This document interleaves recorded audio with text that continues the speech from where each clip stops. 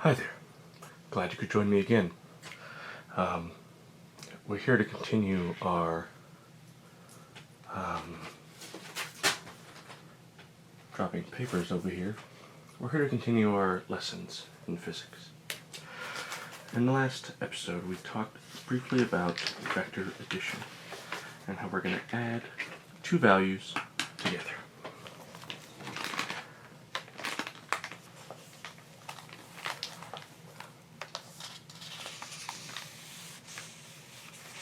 All right.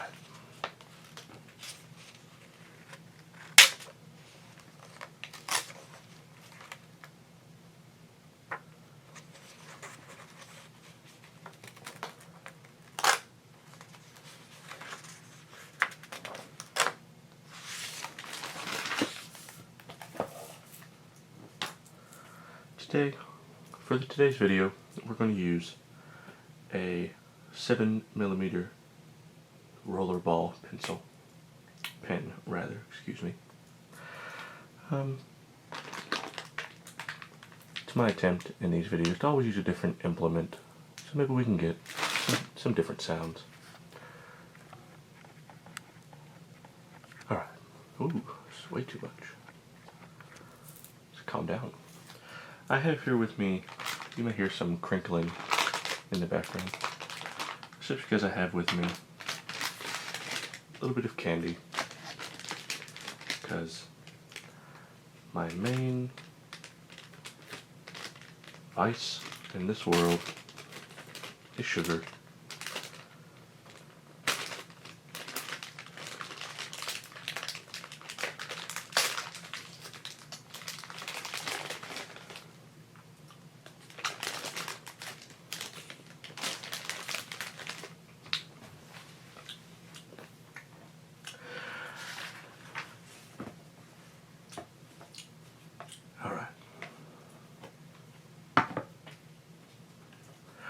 Let's begin with our next lesson in this sequence, in this chapter, let's say.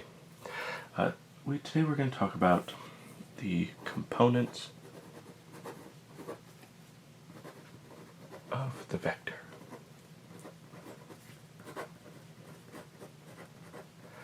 When we think about real life, our space, we think about 3 dimensions. When we think about real life and real space and real forces, distance, velocity, we're talking about 3 dimensions. The x direction, like on a graph, the horizontal direction, the y direction, vertical direction, and depth, the z direction. Okay? More or less, this is all we really care that much about. Okay? Now, it becomes difficult to draw depth on a 2-dimensional piece of paper. So we're going to have to use a little bit of imagination to show that this z vector extends into the page.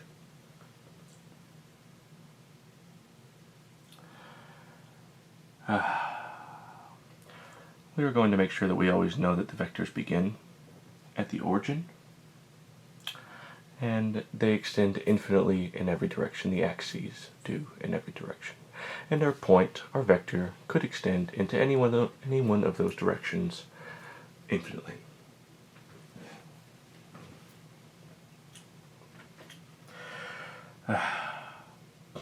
We can represent any vector in the universe as a sum total of how much in the x direction is it, how much in the y direction, and how much in the z direction.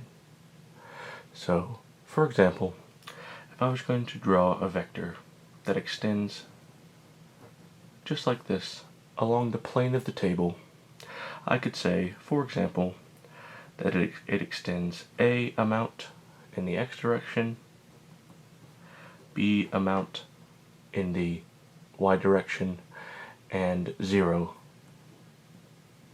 in the z direction, because we're saying this vector extends along the plane of the table, so it has no depth. It does not extend into the page. Okay. And so this vector, we could say, we're going to call this q.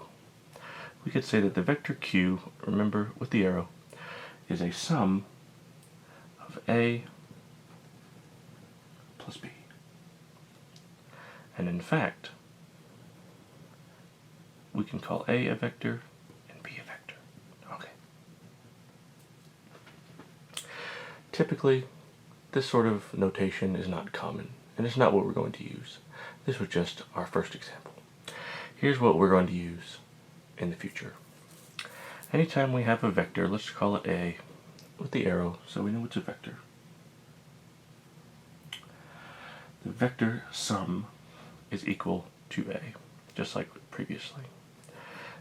A, the amount in the x direction, plus A, the amount in the y direction, plus A, the amount in the z direction. And notice these are all vectors. That's what we're going to use. That's the kind of notation we're going to use. Okay.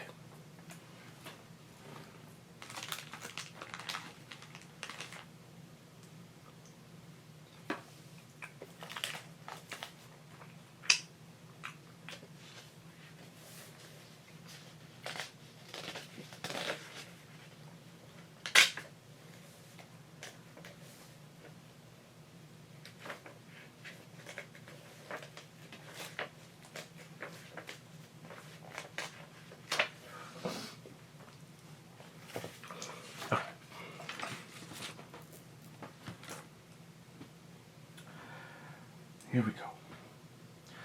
Now, one word of caution. The reason we write these components with the arrow is because that A is a vector. So this is the z component of vector A. This is the y component of vector A. This is the x component of vector A. Okay, just a word of caution. Be careful. Make sure you know what you're talking about.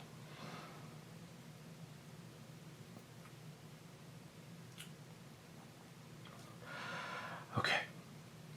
Now, if you recall from the last video, we had a little bit of trouble thinking about the direction and the angle of certain vectors in certain directions. We can calculate the components of the vector, and especially vectors just in the xy plane, if we know the magnitude of A and the direction of A.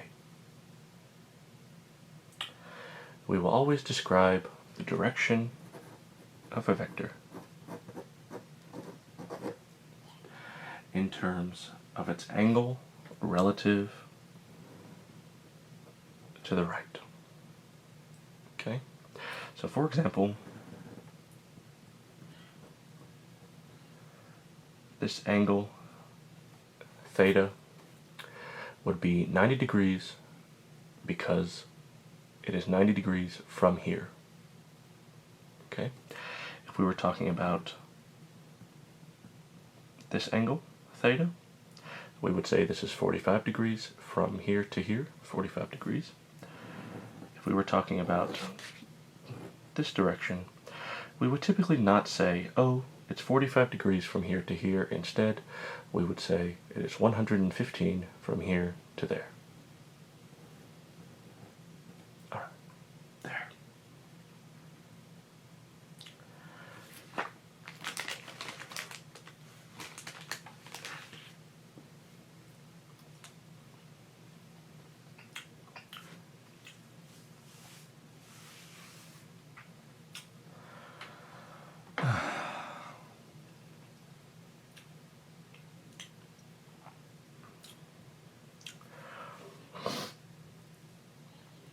So let's see if we can do some components.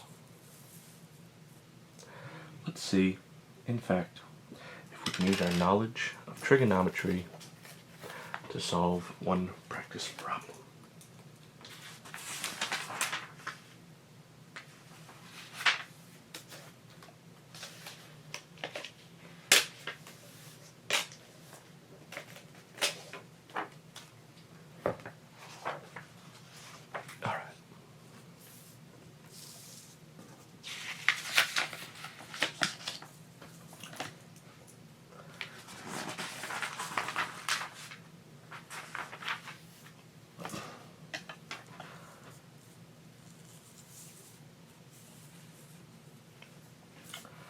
Let's imagine some vectors. Here's our xy plane.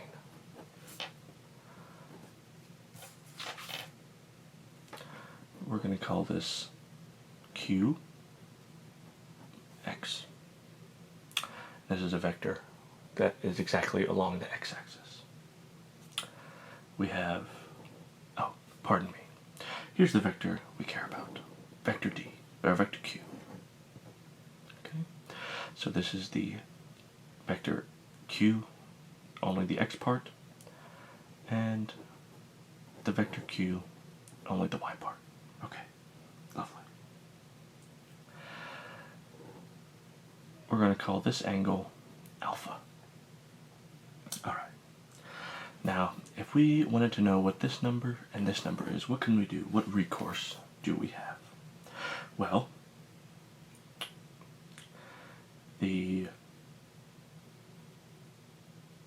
let's think.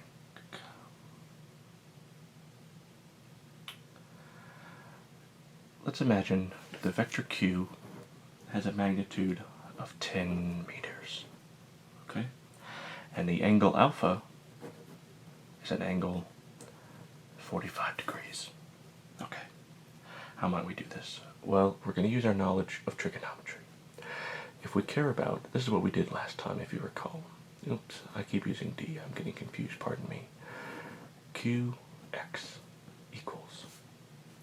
It is the magnitude of Q. Remember, no vector, no line, no arrow, so we know it's just the magnitude, times, because it's x, we're going to use the x component. This is cosine alpha. Okay, lovely. And likewise, Q sub y equals Q sine alpha. Okay, lovely. There. Now we must do some calculations. Let's do some substitution first. We're going to substitute the numbers we know. For example, we know that Q is 10 and alpha is 45. And we know Q is 10 and alpha is 45. There. Alright.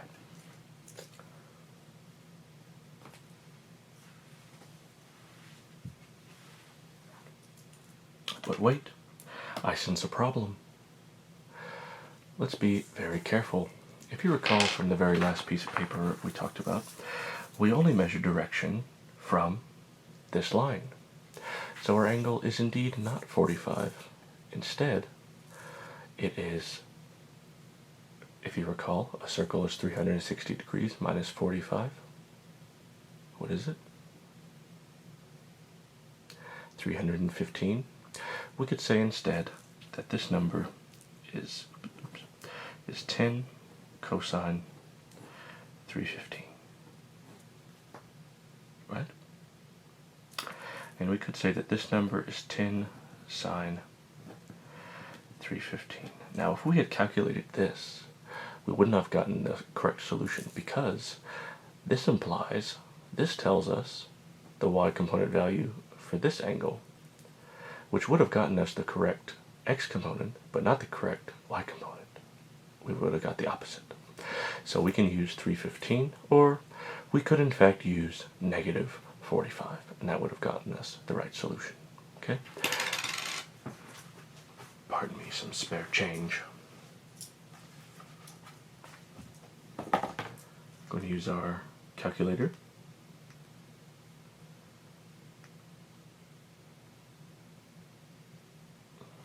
Alright.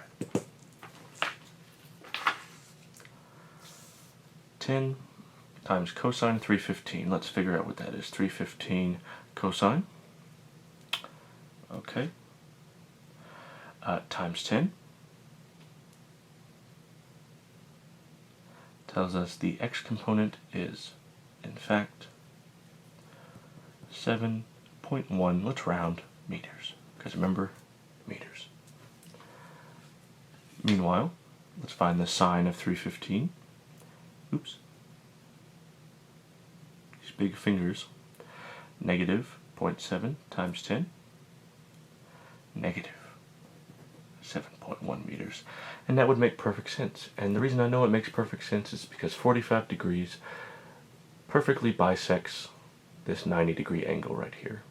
So it makes sense that the x component and the y component should be identical, because otherwise the vector q would be either too much this way or too much this way. Alright. Now, if we had been careless and put in 45 here, we would have gotten negative numbers. For example, our final answer would have said qy equals positive 7.1, which we know must not be true. That's impossible, because our vector goes this way, down and to the right. Alright.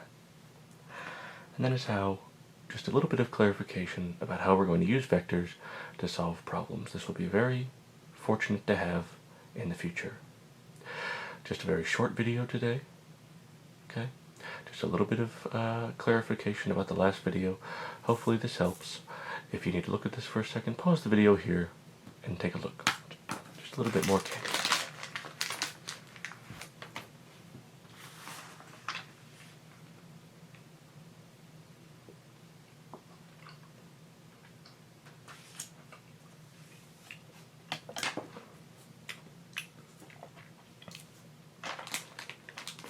In our next video, we're going to do a complex example of a problem that involves adding two vectors using their components. Alright? Alright. I hope you have a nice day. I hope you love the physics that you're doing. And I hope that you can see down the road the help that it will bring all of us. And you specifically.